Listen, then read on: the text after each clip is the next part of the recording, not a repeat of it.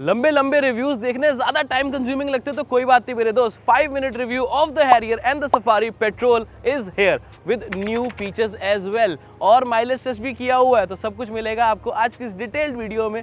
Video को and तक जरूर देख लेना, छोटी सी तो वीडियो, और सब्सक्राइब कर लो इस तरह के 5 मिनट रिव्यूज के लिए। चलो शुरू करते हैं विद द हैरियर।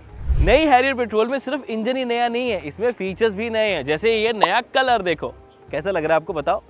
ये फ्रंट कैमरा अब वॉशर के साथ भी आता है, तो अगर कभी कैमरा गंदा हो जाए वॉशर इनेबल करो और ये साफ हो जाए। रियर कैमरा के साथ भी कोई पार्शियलिटी नहीं, इसे भी प्रॉपर वॉशर मिले।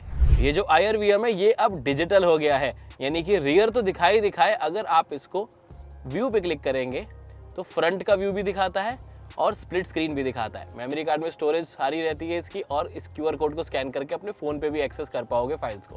फ्रंट की जो फुटेज दिखाई वो इस कैमरा से थी, ये है हैरियर का इनबिल्ट डैश कैम। IRVM की रियर कैमरा की फुटेज ये वाला कैमरा देता है। हैरियर और सफारी में कुछ छोटा डिफरेंस है। एक तो ब्लैक कंसोल है क्योंकि ये डार्क एडिशन जो हमें दिया गया है, उसके अलावा 19 इंचेस के स्टाइलिश अलॉय व्हील्स है। No doubt alloy wheels Safari के ज्यादा अच्छे लग रहे हैं एज कम्पेयर टू हैरियर। बाकी रेड इंटीरियर आपको कंप्लीट मिल जाता है, डार्क एडिशन की बैजिंग मिलेगी, बॉस मोड ऑन द को ड्राइवर सीट है वो ऑफर किया जाता है। उसके अलावा तो ऑब्वियसली 6-7 सीट का जो डिफरेंस है और ओवरऑल लेंथ का, बाकी यही है जो हैरियर और सफारी का डिफरेंस है। आपके बारे में एक बात तो समझ आ गई, हैरियर की वीडियो देख रहे हो यानी कि प्रीमियम प्रोडक्ट्स अच्छे लगते हैं। ऐसे ही एक और प्रीमियम प्रोडक्ट है, this is the involve one special edition, the Batman edition. क्या कमाल का लग्जरी परफ्यूम है, कुछ नहीं करना, 2 साथ में कार्ड मिलते हैं, उन पे स्प्रे करो और पूरी गाड़ी में फ्रेग्रेंस स्प्रेड हो जाती है। मेड इन इंडिया है, लग्जरी फील कराता है और लॉन्ग लास्टिंग भी है, और हाँ स्पेशल एडिशन की तरह स्पेशल भी है।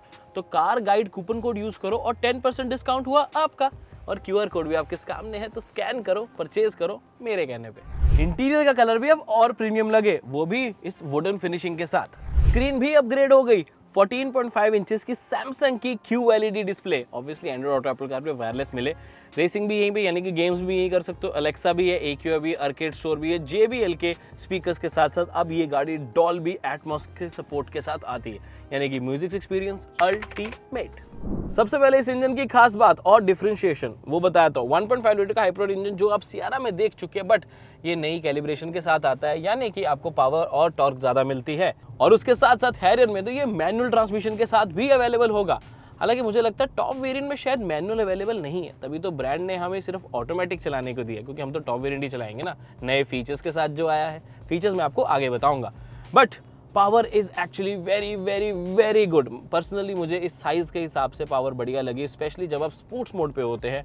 क्या भागती है गाड़ी, एक चीज़, और दूसरी अगर आप लो एंड टॉर्क देखते हो इसका, तो वो कंपैरेटिवली इको मोड पे लो ही रहता है। क्यों? क्योंकि माइलेज अच्छी दे सके सिटी में आपको। माइलेज ओरिएंटेड इंजन बनाने की कोशिश करी है कंपनी ने, और काफ़ी हद तक कामयाबी रही है। बिकॉज जब हमने इसका माइलेज टेस्ट किया, जो हमारा डिटेल माइलेज टेस्ट सब देख लेना जरूर, 15 किलोमीटर पर लीटर के आसपास की माइलेज आई। लेकिन कैसे आई, क्यों आई, वो ज़्यादा डिटेल हमने माइलेज टेस्ट में करी है, तो प्लीज़ उसे ज़रूर देखना, बहुत डिटेल्ड, बहुत अच्छे से आपके लिए बनाया है हमने उसे। रही बात सस्पेंशन की, तो थोड़ी सी स्टिफर साइड पे रखी गई, और क्यों ना रखें, क्योंकि आपको एक हैवी SUV वाली फील भी तो लेनी है, तो सस्पेंशन स्टिफर है, हाईवे पे स्टेबिलिटी प्रोवाइड करती है। सिटीज़ में हल्के हल्के झटके आपको लग सकते हैं, लेकिन अब गाड़ी इतनी बड़ी, इतनी मैसिव, इतनी हैवी जो है, तो थोड़ा सा चलेगा। लेकिन सेगमेंट में कुछ कार्स ऐसी हैं जो ज़्यादा सॉफ्टवेयर सस्पेंशन के साथ आती हैं, वो हाईवेज पे फिर उतनी स्टेबल नहीं रहती, तो आई थिंक इसका हाईवे पे स्टेबल होना ज़्यादा इंपॉर्टेंट था। दूसरी चीज़, स्टीयरिंग सिटी में तो काफ़ी ज़्यादा इजी और लाइट वेट हो जाता है, मज़ा आता है। हाईवे पे ऑफकोर्स थोड़ा कॉन्फिडेंस प्रोवाइड करता है। स्टीयरिंग मेरे को 10 on 10 बढ़िया लगा हैरियर का। उसके साथ ADAS फीचर्स सारे बहुत अच्छे से काम करते हैं, चलान से बचाते हैं आपको, क्योंकि इसमें ट्रैफिक साइन रिकॉग्निशन वो भी इंटेलिजेंट स्पीड असिस्ट के साथ आता है, plus lane keep assist, adaptive cruise control और automatic emergency braking, blind spot detection, ये सब आपको मिले टाटा हैरियर पेट्रोल में भी।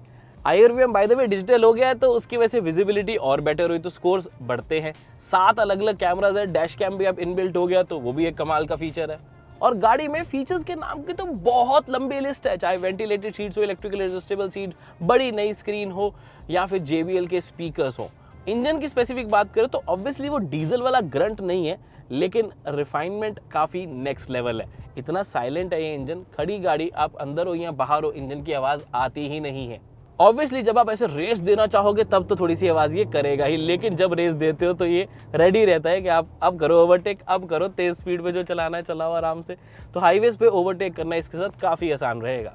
ऑटोमेटिक ट्रांसमिशन में आपको टॉर्क कन्वर्टर ऑफर किया जाता है 6 स्पीड, जो कि रिलायबल है। डीसीडी होता तो ज़्यादा स्मूथ ज़रूर होता, लेकिन फिर ये वाली रिलायबिलिटी नहीं मिलनी थी ना, और माइलेज भी आपको टॉर्क कन्वर्टर्स में डीसीडी के कंपैरेटिवली ज़्यादा मिलती है। और दूसरी चीज़, मेरा मानना है कि मैनुअल ट्रांसमिशन जो इसकी अवेलेबल होगी उसमें आपको माइलेज भी ज़्यादा मिलेगी, और अगेन एक शोरूम प्राइस में वो 1 से 1.5 से पौने 2 लाख तक सस्ता भी पड़ेगा आपको।